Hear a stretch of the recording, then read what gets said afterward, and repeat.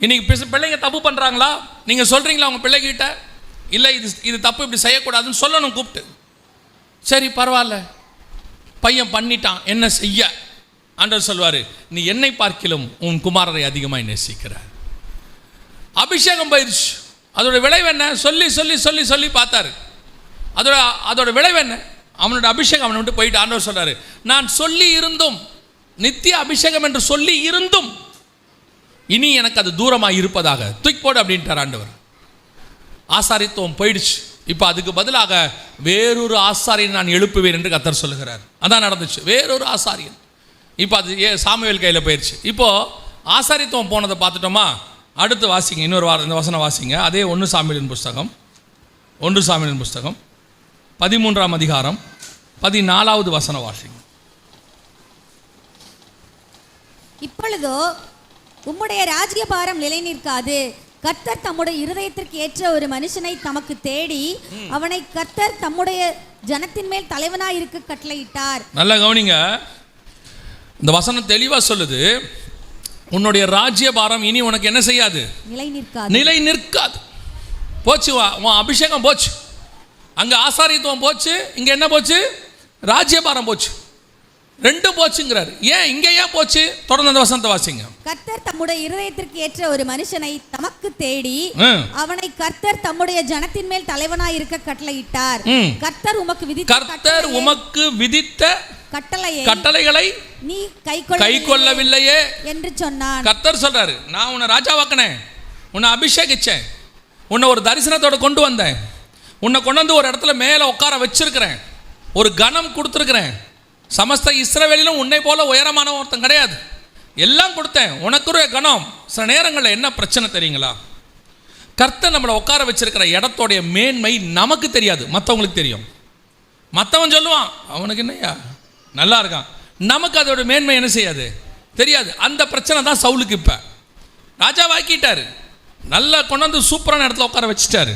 ஆனால் அந்த இடத்தோடையதான மேன்மை யாருக்கு தெரியல? சவுலுக்கு தெரியல. இப்போ என்ன ஆச்சான்? கர்த்தர் சொல்ல சொல்ல அவர் என்ன பண்றாரு? கேட்கல. ஒரு இடத்துல சொல்வாரு, கீழ்ப்படியாமல் போனேன் பார். வாசிங்க 1 சாமுவேல் புஸ்தகம் 16ஆம் அதிகாரம் 22-23 வாசிங்க. சவுல் ஈசாயின் இடத்தில் ஆள் அனுப்பி, தாவீது எனக்கு முன்பாக நிற்கட்டும். இல்ல 1 சாமுவேல் 15 மன்னிக்கணும் 15 22-23. கர்த்தருடைய சத்தத்துக்கு கீழ்ப்படிவதை பார்க்கிலும் சர்வாங்க தகன பலிகளும் பலியை பார்க்கிலும் கீழ்ப்படிதலும் ஆட்டுக்கடாக்களின் இனத்தை பார்க்கிலும் செவி கொடுத்தலும் உத்தமா. இவங்கிட்ட இருக்க ஒரே பிரச்சனை என்ன? ஆரம்பத்துல இருந்து, நீர் என்னுடைய கட்டளைக்கு கீழ்ப்படியாமல் போனீரே, என் கட்டளைகளை கை கொள்ளாமல் போனீரே. ஆண்டவர் இவனை பார்த்து சொல்ற ஒரே வார்த்தை என்ன? நான் சொல்றதை நீ கேட்க மாட்டேன், அவ்வளவுதான். கடைசியா சொல்லிட்டாரு, உனக்கிட்ட என்ன இல்லை? கீழ்ப்படிதல் இல்லை. இப்போ இவனுக்கு என்ன அர்த்தம்? இவன் என்ன? இஸ்ரவேல்ல என்னை விட பெருசாக ஒருத்தன் இல்லை, நான் சொல்றதை எல்லாரும் கேட்கணும், அவ்வளோதான். கர்த்தர் சொல்றாரு, நான் உன்னை உட்கார வச்சிருக்கிறேன், நீ நான் சொல்றதை கேட்கணும். கர்த்தருடைய வார்த்தைக்கு நீங்கள் கீழ்ப்படிவது அவருடைய அபிஷேகத்துக்கு கொடுக்கிற கனம். புரியுதா? கர்த்தருடைய வார்த்தைக்கு கீழ்ப்படிவது அவர் அபிஷேகத்துக்கு. கர்த்தர் என்ன சொன்னாலும் கீழ்ப்படிங்க. இங்க என்ன பிரச்சனை? சவுலுக்கு பலி செலுத்துறாரு, சர்வாங்க தகன பலி இருக்கு, சாமுவேல் இருக்காரு, எல்லாம் இருக்கு. சர்ச்சுக்கு வரோம், ஆராதனைக்கு வரோம், காணிக்க கொடுக்குறோம், நல்ல ஆசீர்வாதம் இருக்கே. பாஸ்டர்னு சொல்றாரு, நல்ல பிரதர், நல்ல சிஸ்டர், ஓகே. கர்த்தர் கேட்குறாரு, நான் சொன்னது எப்போ கேட்ப? உடனே நீங்கள் சர்ச்சில் போய் என்னை பற்றி கேட்டு பாருங்க. சர்ச்சில் நல்ல பாஸ்டர், நல்ல பிரதர் தான், சர்ச்சில் நல்ல சிஸ்டர் தான். கர்த்தர் சொல்கிறாரு, ஏய் எனக்கு தான்டா இருதயம் தெரியும், முகத்தை பார்க்குறான் மனுஷனும், நானும் இருதயத்தை பார்க்கிறேன். இன்னைக்கு விசுவாசி எல்லாருமே 100% அபிஷேகத்தால் நிரப்பப்பட்டிருக்கிறீங்க. இங்கே உட்காந்துருக்கிறவங்க எல்லாம் பரிசுத்தாவி அபிஷேகம் பெற்றவங்க, மாற்றுக்கத்தே இல்லை. அத்தனை பேரும் கர்த்தருடைய வார்த்தைக்கு கீழ்படுகிறோமா? கர்த்தருடைய சொல்லுக்கு கீழ்படுகிறோமா? ஆண்டவர் சொல்றாரு, உன்னை நான் தான் அபிஷேகிச்சேன், ஆனால் அதை நீ என்ன செய்ய? நான் வரும் அளவும் பற்றி கொண்டிரு. அதை பற்றி கொள்வதற்கு நீ செய்ய வேண்டிய மிக முக்கியமான விஷயம் என்ன? ஆசாரியத்துவத்தை பற்றி கொள்வதற்கு நீ என்னை பார்க்கலாம் எதையும் அதிகமாக நேசிக்கக்கூடாது. ராஜ்யபாரத்தை பற்றி கொள்வதற்கு நான் சொன்ன வார்த்தைக்கு நீ கீழ்ப்படியணும். அதுக்கு தாண்டி நீ ஒன்றுமே செய்யக்கூடாது, அவ்வளோதான். இந்த இந்த 2 காரியம் நிறைய இருக்கு. இன்னைக்கு இருக்கிற நேரத்துக்கு சொல்கிறேன். இந்த 2 காரியம், உன் ஆசாரியத்துவத்தையும் உன் ராஜ்யபாரத்தையும் நீ பாதுகாத்துக் கொள்வதற்கு கர்த்தர் வச்சிருக்கிறதான கட்டளை. ஒன்று, என்னை பார்க்கல எதையும் அதிகமாய் நேசிக்கக்கூடாது. ராஜ்யபாரத்தை காப்பாற்றிக் கொள்வதற்கு நான் சொன்ன விதித்த கட்டளைகளை நீ கை கொள்ளாமல் போனீரே. என்ன என்ன யார் எடுக்க சொன்ன? உட்காந்து செய்தி கேள்வி, போன கேள்வி. சர்ச்சு வந்து செய்தி கேட்குற இடம் மட்டும்தான். யார் சொன்னாலும் எடுக்காது, பாஸ்டர் சொன்னாலும் எடுக்காது, முடியாது சொல்லிடு. இன்னும் பாஸ்டருக்கு கீழ்ப்படியாமல் போகணுமா? ஆண்டவரா பாஸ்டர்னா ஆண்டவர் தான் முக்கியம். உட்காந்து செய்தி கேள்வி கவனிங்க. கர்த்தருடைய வார்த்தைக்கு கீழ்ப்படிவதை பார்க்கிலும் மேலானது ஒன்றுமே கிடையாது.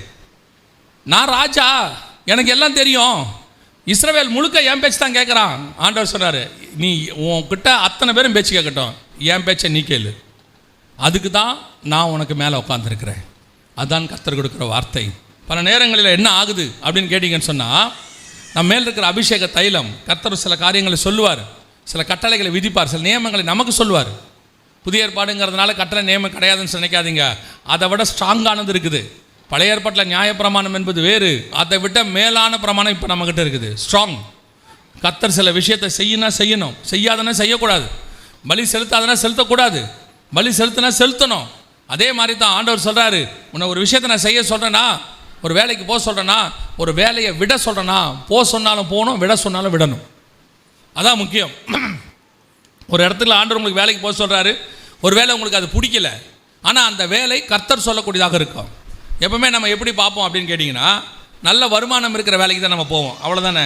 ஆனால் கர்த்தர் எப்படி பார்ப்பாருன்னா, நீ சமாதானமாக இருக்கிற இடத்துக்கு தான் உன்னை அனுப்பி வைப்பார். அங்கே கொஞ்சம் வருமானம் கம்மியாக இருக்கும், ஆனால் நீ பீஸ்ஃபுல்லாக இருப்ப. இந்த இடத்துல வருமானம் ஜாஸ்தியாக இருக்கும், ஆனால் அவன் வாழ்க்கையே நாசமாக போயிடும். அதான் கர்த்தர் பார்ப்பார். கர்த்தர் உன்னை இடத்துல வைக்கும் போது அப்படி சொல்லுவார். அப்போ உங்களுக்கு எப்படி தோணும், இதை விட அங்கே இருந்திருந்தால் இன்னொரு 2000 ரூபா அதிகமாக கிடைக்கும், இன்னொரு 1000 ரூபா கிடைக்கும், நல்லா வச்சுருக்கலாம், மாதம் இஎம்ஐ கட்டலாம், வீடு வாங்கலாம், வாசல் வாங்கலாம், இங்கே உட்காந்துட்டு அந்த 2000 ரூபா கிடைக்கல. ஆண்டவர் சொல்லுவார், 2000 ரூபா அங்கே போனால் அதிகமாக கிடைக்கும், 4000 ரூபா டாக்டருக்கு கொடுப்பேன். அந்த அளவுக்கு நாங்கள் டிப்ரெஷன் ஆக்கிடுவான். இங்கே நீ சமாதானமாக இருக்கிற, அதான் முக்கியம். சில நேரத்தில் கர்த்தர் வேலையை விட சொல்லுவார். ஆண்டவர் தான் கொடுப்பார். ஆண்டவர் தான் என்ன செய்வார், இந்த வேலையை விட்டுட்டு ஊழியத்துக்கு வாம்பார். உட்காந்து நம்மளால் கணக்கு பார்த்துட்டு இருப்பான். அப்படி வந்துட்டால் என்ன செய்கிறது, இப்போது பிள்ளைங்க இருக்குது, அவங்கள எப்படி போஷிக்கிறது, வீட்டு வாடகை எப்படி கட்டுறது. ஏங்க, எகிப்தை விட்டு வெளியே வர சொல்கிற ஆண்டவருக்கு கொண்டு போய் சேர்க்குற வரைக்கும் மண்ணாவும் கண்மலை தண்ணியும் கொடுக்கணும்னு தெரியாது. 6 லட்சம் புருஷர், எத்தனை மனைவிகள் பிள்ளைகள்னே அங்கே இல்லை. புருஷர் மட்டும், ஆண்கள் மட்டும் 18 வயசுக்கு மேற்பட்டன்னு வச்சுக்கோங்க, அவனுங்க மட்டுமே எத்தனை பேர் இருக்கான், 6 லட்சம் பேர் இருக்கான். கிட்டத்தட்ட ஒரு 25 லட்சம் பேர் இருக்கிற கூடியதான ஒரு கூட்டம். அந்த 25 லட்சம் பேர் இருக்கிற கூட்டத்துக்கு 40 வருஷம் கர்த்தர் போஷிக்கிறது உண்மை என்று சொன்னால், உன்னை கர்த்தர் போஷிக்க மாட்டாரா? உனக்கு கர்த்தர் கொடுக்க மாட்டாரா? விட்டுனா விட்டுட்டு வரணும். இந்த நான் ஒரே ஒரு சாட்சி மட்டும் சொல்லிட்டு முடிக்கிறேன், கவனிங்க. நான் எப்போவுமே சொல்வேன், 2 இடத்துல ஆவியானவர் என்னை அழகாக தட்டி தூக்கிட்டு வந்துட்டார். 2 இடத்துல அதாவது என்ன சொல்கிறது, என்னுடையதான கான்ஷியஸே இருக்காது அந்த இடத்துல, அப்படி இருக்கும். ஒன்று, நான் ரட்சிக்கப்படும் போது, ரட்சிப்பின் காரியம் முதல்ல என் நண்பர் வந்து என்கிட்ட சொல்லும்போது, சுவிசேஷம் சொல்லும்போது, அவர் உட்காந்து பேசிக்கிட்டே இருக்கிறாரு. என் காதில் சுவிசேஷமே போகல, சுத்தமாக போகல. ஒன்று மட்டும் போகுது, எப்படி இப்படி பேசுகிறான் இவன். ஏன்னா அவர் வந்து தேவனை அறியாத கிறிஸ்தவர் கிடையாது, அவர் ஒரு பிராமணர். அவர் வந்து சுவிசேஷம் சொல்கிறார். எனக்கு சொல்லும் போது என் மைண்டில் ஒன்று ஓடுது, எப்படி இப்படி பேசுகிறான் ஆண்டவரை பற்றி. அப்படியே சரளமாக வசனம்னா ஏதோ ரோமர்லேருந்து எடுத்தான், அது தெரியுது. ஆனால் எப்படி வசனம் இப்படி பேசுகிறான் அப்படின்னு கேட்டுக்கிட்டே இருக்கேன். அடுத்து முடிக்கும் போது அவர் 3/4 மணி நேரம் பேசியிருப்பான் பிரசங்கம், காஸ்பல். ஒரு இடத்துல உட்கார வச்சு கடைசியாக முடிக்கும் போது சொன்னான், என் கூட நீங்கள் சர்ச்சுக்கு வரியான்னா. அவ்வளோதான், வரேன்னு வேலை முடிஞ்சு. இன்றைக்கி வரைக்கும் சர்ச்சுக்கு வந்துக்கிட்டே இருக்கிறேன். அவ்வளோதான். அதோட ஃபஸ்ட்டு சண்டே போனது தான், ஒரு சண்டே கூட நிறுத்தலை, இன்னும் வேலை முடிஞ்சிச்சு. அதே மாதிரி 2வது ஒரு இடத்துல வெளிநாட்டில் வேலை பார்த்துட்டு இருக்கும்போது ஆவியானவர் சொன்னார், இந்த தேதியோடு நீங்கள் இருக்கக்கூடாது, இதுக்கு மேலே கிளம்பணும்னு சொன்னார்.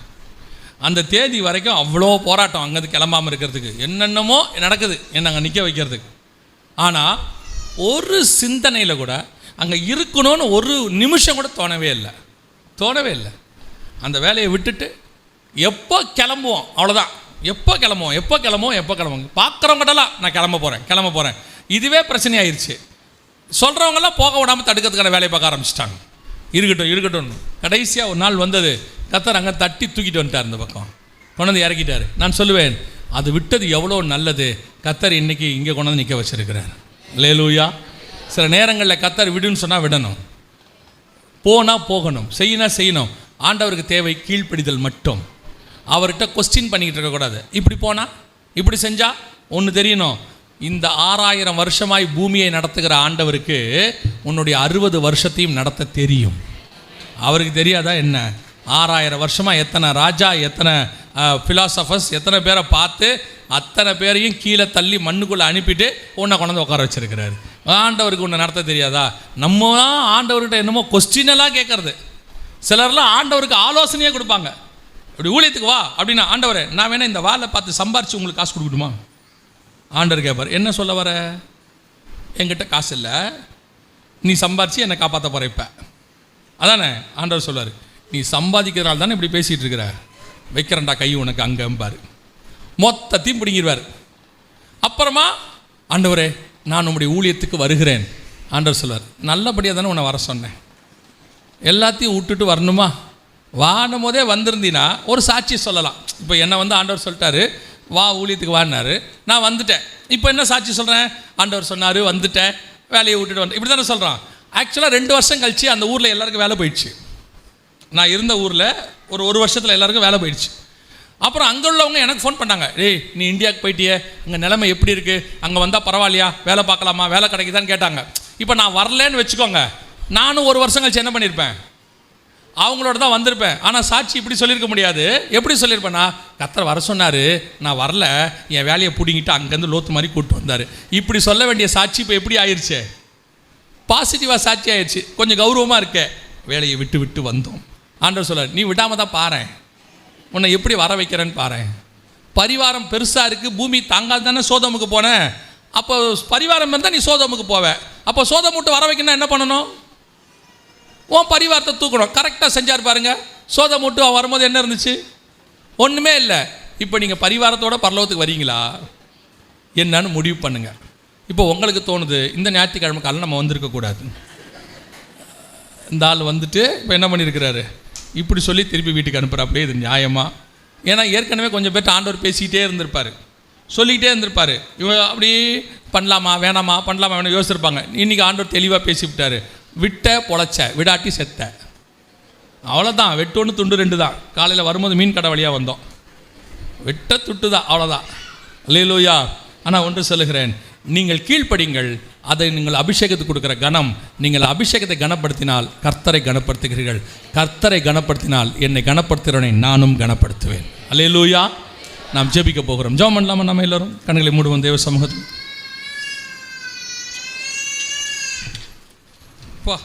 என்னோட சவுண்டாக இருக்குது அப்படி. ஜெபம் பண்ணலாம், எல்லாம் கண்களை மூடுவோம். நல்ல தகப்பனே, சர்வ வல்லமை உள்ள எங்கள் ஆண்டவரே, நீர் அழைத்து கொண்டு வந்த நம்முடைய பிள்ளைகளுக்கு ஸ்தோத்திரம். எங்களுக்குள் கொடுத்திருக்கிற நம்முடைய ராஜாக்களும் ஆசாரியமான அபிஷேகம் ஆண்டவரே, நீர் வரும் அளவும் எங்களுக்குள்ளே காணப்படட்டும். நாங்கள் அதை உறுதியாய் பற்றி கொள்ள, எதற்காகவும் யாருக்காகவும், இந்த உலகத்தில் உள்ள எந்த ஒரு பொருளுக்காக, ஆஸ்திக்காக, வேலைக்காக, மனுஷனுக்காக, யாருக்காகவும் அதை இழந்து விடாதபடி எல்லாவற்றை பார்க்கிலும் நீர் எங்களுக்கு பிரதானம் ஆண்டவரே. என்னை பார்க்கிலும் உன் குமாரரை அதிகமாய் நேசிப்பான், உன் ஏகசுதனும் நேசகுமாரனும் அவனையா நானா? என்னை பார்க்கிலும் நீ எதையும் அதிகமாய் நேசித்தால் நீ எனக்கு பாத்திரவான் அல்ல. ஏலிக்கு அந்த அபிஷேகம், நித்திய அபிஷேகமே போயிடுச்சு.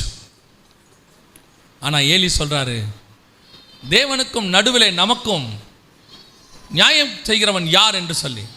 ஆனால் இப்போ ஆண்டவர் உனக்கு ஒரு வார்த்தை கொடுக்குறாரு, இதுவரைக்கும் நீ எப்படி இருந்தியோ போட்டோம், ஆனால் தேவனுக்கும் நமக்கும் நடுவில் அங்கே ஒருத்தர் நியாயம் தீர்த்து கொண்டிருக்கிறார், பரிந்து பேசி கொண்டிருக்கிறார். மத்தியஸ்தர் உட்கார்ந்து நமக்காக ஜெபிக்கிறார்.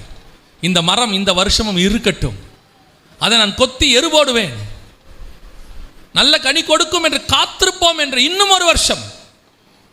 அந்த தேவன் தான் நமக்கு சொல்றாரு, இன்னும் ஒரு சான்ஸ் ஆண்டவர் நமக்கு கொடுக்குறார். ஒரு தீர்மானம், ஆண்டவரே உம்மை பார்க்கிலும் நான் எதையும் அதிகமாய் நேசிக்க மாட்டேன், உம்மை பார்க்கிலும் எதற்கு நான் இம்பார்ட்டன்ஸ் கொடுக்க மாட்டேன் ஆண்டவரே, நீங்கள் தான்ப்பா. ரெண்டாவது, நீ என் வார்த்தைக்கு கீழ்ப்படியாமல் போனாள். பலியை பார்க்கிலும் கீழ்ப்படிதல் உத்தமம். ஆண்டவர் அதான் கேட்குறாரு. கர்த்தர் என்ன சொன்னாரோ அதை செய்யுங்க, என்ன சொன்னாலும் செய்யுங்க, நம்பி செய்யுங்க. கடல் மேலே இறங்க சொன்னால் இறங்குங்க, நெருப்புக்குள்ளே போனால் போதுங்க, சிங்ககபிக்குள்ளே போகிறதா போங்க, செங்கடலுக்குள்ளே போகிறதா போங்க, யோர்தானுக்குள்ளே கால் வைக்கிறதுனா வைங்க. ஆண்டவர் நடத்துவார். உன்னை சாக மட்டும் விடவே மாட்டார். உன்னை அழைத்தவர் உண்மை உள்ளவர். அவர் உன் மேலே ஒரு அபிஷேகத்தை வச்சுட்டு, அந்த அபிஷேகத்துக்கான ஆசீர்வாதங்களை வச்சுட்டு தான் கர்த்தர் உங்களை கூப்பிட்டுருக்கிறார். அந்த அபிஷேகத்துக்குரிய ஆசீர்வாதம்னு ஒன்று இருக்கு. அதை கரெக்டாக செஞ்சீங்கன்னா அது உங்களை முடிவு பரியந்தம் நடத்தும். கிருபையுள்ள கரத்தில் தாழ்த்துங்க பார்ப்போம். நல்ல தகப்பனே, சர்வ வல்லமையுள்ள எங்கள் ஆண்டவரே, அருமையான நேரத்திற்காக உமக்கு ஸ்தோத்திரம். கிருபையுள்ள கரத்தில் தாழ்த்துகிறோம். நீர் எங்கள் மேல் கொடுத்ததான இந்த விசேஷித்த அபிஷேகத்தை நீர் வருமளவும் நாங்கள் பற்றி கொண்டிருக்க எங்களுக்கு கிருபை பாராட்டும். மகிமையுள்ள கரத்தில் எங்களை தாழ்த்துகிறோம். எங்கள் ஆண்டவர் இயேசு கிறிஸ்துவின் நாமத்தில் பிதாவே.